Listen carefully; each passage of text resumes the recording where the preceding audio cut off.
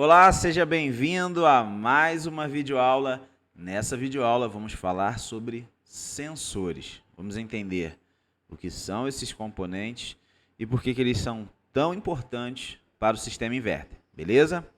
Então, vamos preparar tudo aqui já para apresentar para você os sensores. Vamos lá? Então, primeiro precisamos definir o que é o sensor. E a gente sabe que existem vários tipos de sensores em um sistema inverter. Vamos falar dos sensores de temperatura nesse momento, tá? Eu costumo dar uma definição bem interessante para os sensores, que é a seguinte. Eu costumo comparar o sensor com um resistor, tá? Imagina um componente eletrônico, um resistor. É exatamente o que o sensor é. Ele é um resistor, como se fosse um componente eletrônico, que você mede a resistência dele com um multímetro na escala de ohm. Só que ele é um pouco diferente de um resistor. Em que aspecto? O resistor geralmente apresenta seu valor de resistência fixo. O sensor não. O sensor ele tem o seu valor de resistência variável, ou seja, o valor de resistência pode mudar. Agora, o que leva em consideração para mudar o valor de resistência desse tal resistor? É a temperatura. Então, a temperatura que vai mudar o valor de resistência desse resistor, que tecnicamente a gente chama esse componente de termistor. E esse termistor ele pode ser de dois tipos. Pode ser do tipo PTC, que significa coeficiente de temperatura positivo. Positivo a gente já compara com proporcional, né? E existe o NTC, que é de coeficiente de temperatura negativo, que é o contrário, é negativo, tá? É invertido. Então, a gente já entende que o comportamento dos dois tem uma pequena diferença. O PTC, quando a temperatura sobre a qual esse termistor está submetido começa a aumentar, o valor de resistência dele começa a aumentar também. Esse é o PTC. Esse não usa como sensor de temperatura nos equipamentos inverter. E eu acredito que nenhum tipo de ar-condicionado. O que nós utilizamos é o NTC, que é inversamente proporcional. Como que ele funciona? Quando a temperatura sobre a qual esse sensor está submetido começa a aumentar, o valor de resistência começa a diminuir. E isso acontece se for o contrário.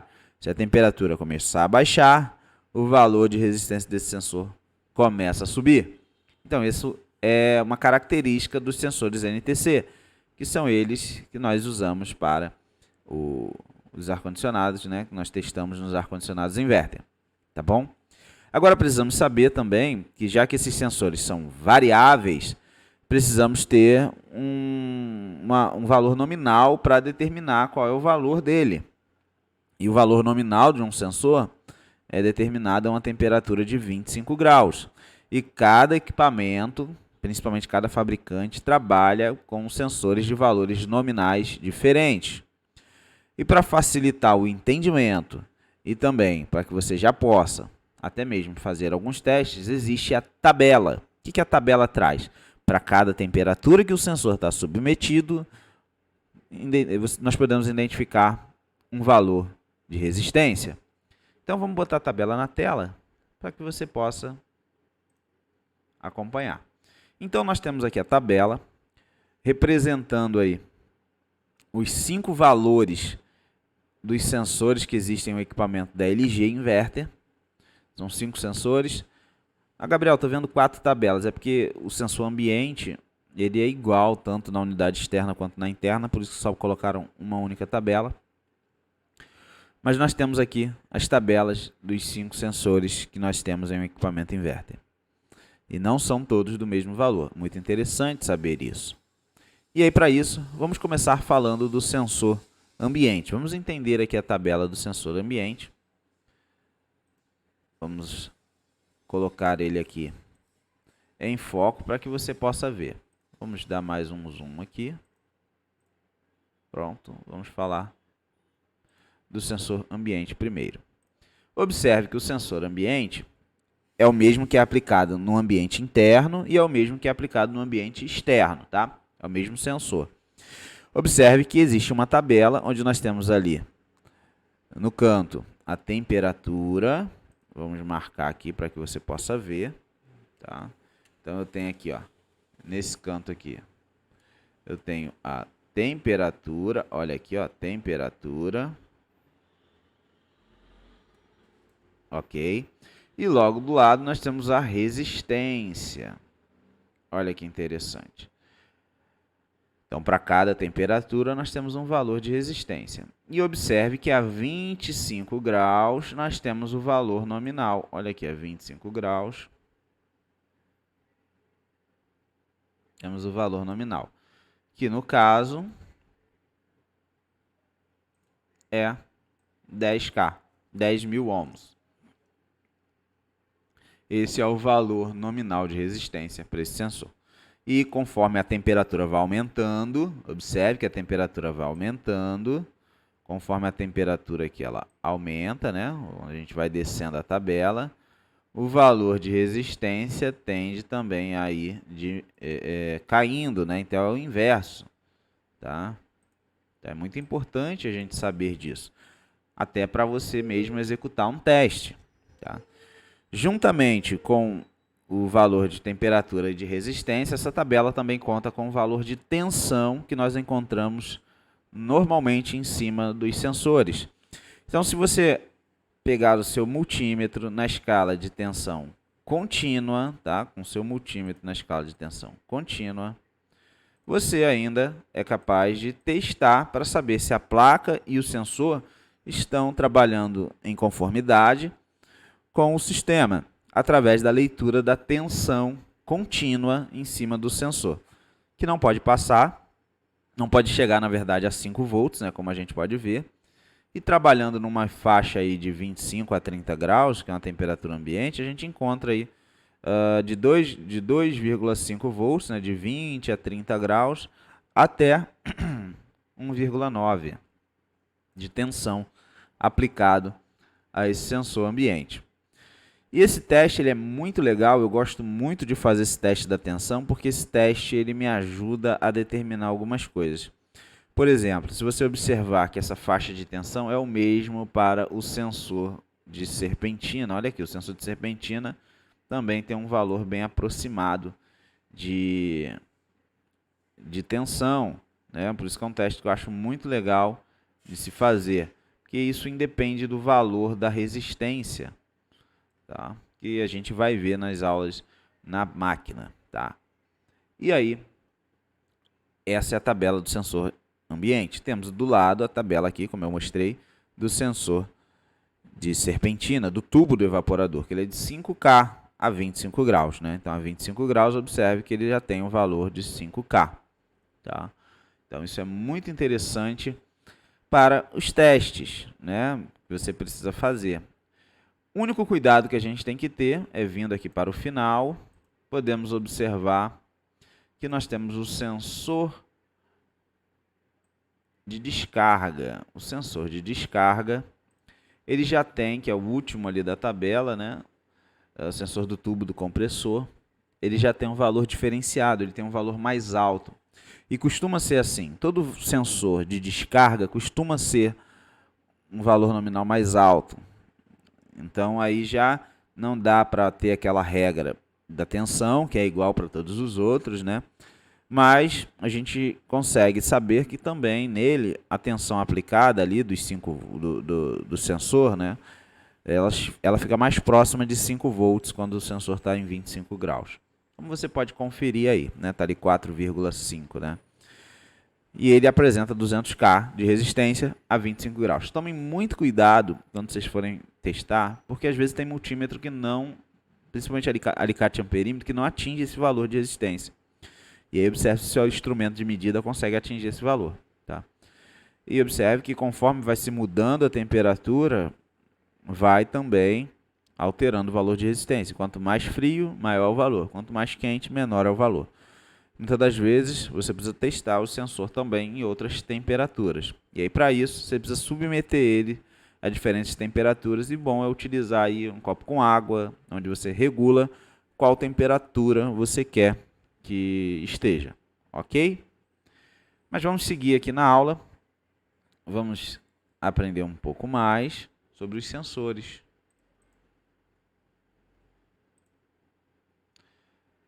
Voltando aqui, vamos entender a função ali de cada sensor. Os sensores, eles têm a função de controlar o equipamento, tá? Através das temperaturas, e também proteger o equipamento através das temperaturas. Então nós temos aí 5 sensores que estão localizados nesses pontos que você está vendo aí, que é possível encontrar no sistema de refrigeração, né? Então nós temos um sensor de descarga, um sensor ambiente, um sensor no final do condensador, um sensor na serpentina do evaporador e um sensor ambiente interno. Esses sensores, cada um tem uma determinada função. Por exemplo, o sensor ambiente interno. O sensor ambiente interno tem a função de controlar a temperatura, na verdade, monitorar a temperatura ambiente, né? Passar essa informação para a placa, né? E a placa vai agir, vendo se precisa de refrigeração ou não. O sensor de serpentina, ele já trabalha mais como uma proteção contra congelamento da serpentina do evaporador. O sensor ambiente externo também trabalha em função mais de uma proteção e controle do ventilador e tudo mais. O de descarga atua quase que diretamente na proteção também, e também funciona como um regulador ali para o dispositivo de expansão em alguns modelos. Assim como também o sensor do final do condensador também trabalha em função do ventilador, tá? E também ajuda em equipamentos que têm dispositivo de expansão eletrônico. Tá? Então, na verdade, todo sensor ele é capaz de parar o equipamento, todo sensor ele é capaz de causar redução de capacidade, todo sensor é capaz de proteger o equipamento, fazer a parada total. Então é importante a gente saber que todos os sensores causam o mesmo tipo de proteção, o mesmo tipo de parada. Por isso que a gente precisa conhecer todos eles e testar todos eles. Ok? Vamos passar aqui para o próximo slide. Como eu falei, né, sensor ambiente. Aqui eu vou especificar cada um deles, né? Onde você pode ver o que eu já expliquei. Sensor de serpentina. Tem um detalhe muito interessante, né? Sensor ambiente, ele tem na ponta uma resina, né? E sensor de contato, ele tem encapsulamento metálico, geralmente de cobre, tá? Muito cuidado também na hora de retirar esse tipo de sensor, que às vezes ele fica preso, o pessoal força, pode quebrar o cabo, tá? Muito cuidado aí com isso. É muito comum a gente encontrar esse sensor duplo na LG, onde nós temos 2 sensores, que é o de serpentina e o ambiente externo no mesmo conector, isso lá na unidade externa. É bom ficar atento, apesar deles estarem juntos, são 2 sensores separados, tá? E o de descarga, que geralmente é sozinho, né? Tem um encapsulamento metálico, né? E também podemos ver que o fio tem um revestimento ali de tecido, né? Bem interessante, bem característico desse sensor. Tá?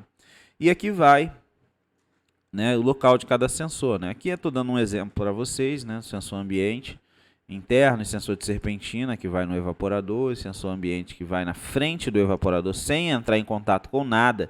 Sensor ambiente, pessoal, não pode encostar em nada. Ele tem que ficar monitorando o ar que passa por ele. Ok? Os sensores do final do condensador, sensor ambiente externo, sensor de descarga estão lá na unidade externa.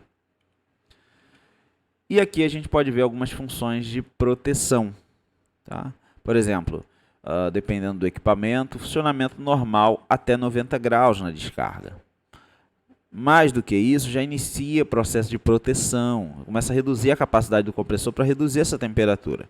Se mesmo assim essa temperatura continua subindo, ocorre a parada total do compressor e gera-se o alarme, isso para a descarga. Isso também acontece para o sensor ambiente externo, que até 60 graus ele vai aceitar um funcionamento normal. Olha que interessante, bem alto, depende também de cada fabricante. A partir disso já inicia o processo de proteção, que é o quê? Ocasionar redução de capacidade do compressor. E mais de 65, 70 graus, por exemplo, ou mais, já iniciar parada e alarme. Tá? Bem interessante. Aqui eu esqueci de mudar a foto, né? Mas é o sensor de trocador, né? Na verdade, trocador é esse daqui, tá? Trocador externo, que é até 70 graus, né? Na verdade, esse daqui que é o ambiente externo, tá, pessoal? Ambiente externo é até 50 graus é normal, né? Aí mais do que isso, 55 já inicia a redução de capacidade, mais de 60, já 60 ou mais, né, já inicia o desligamento do compressor. Isso para ambiente externo. Para o trocador é 60 graus, normal. 65 já inicia o processo de redução de capacidade, 70 graus ou mais gera alarme, tá? No evaporador também existe o sensor lá que inicia a proteção de congelamento. Se a temperatura ficar abaixo de zero, ele também reduz a capacidade do compressor, até mesmo desligando o compressor, tá? Então, esse daí são os sensores que nós encontramos nos equipamentos, para que você possa entender como eles funcionam e saber que eles podem causar parada do equipamento, redução de capacidade, até mesmo desligamento do compressor por algum motivo. É importante saber que os sensores eles são apenas um componente do circuito que faz leitura de temperatura. É importante associar assim a temperatura, né, a leitura da temperatura, com um circuito eletrônico, porque muitas pessoas acham que o sensor faz tudo e só passa para a placa qual é a temperatura. E não é. O sensor ele é apenas um componente do circuito de leitura de temperatura que está na placa. Por isso que existem testes que você precisa medir a tensão que está em cima do sensor, para você saber se esse circuito está trabalhando corretamente. Necessariamente porque a máquina deu erro de sensor, não quer dizer que o defeito é o sensor, tá? Fiquem muito atentos a isso. Pode ser qualquer componente do circuito de leitura do sensor, onde o sensor ele é apenas um desses componentes. Então é muito importante que você fique atento a isso, ok? Chegamos ao fim de mais uma aula. Espero que você tenha gostado. Forte abraço e até a próxima aula.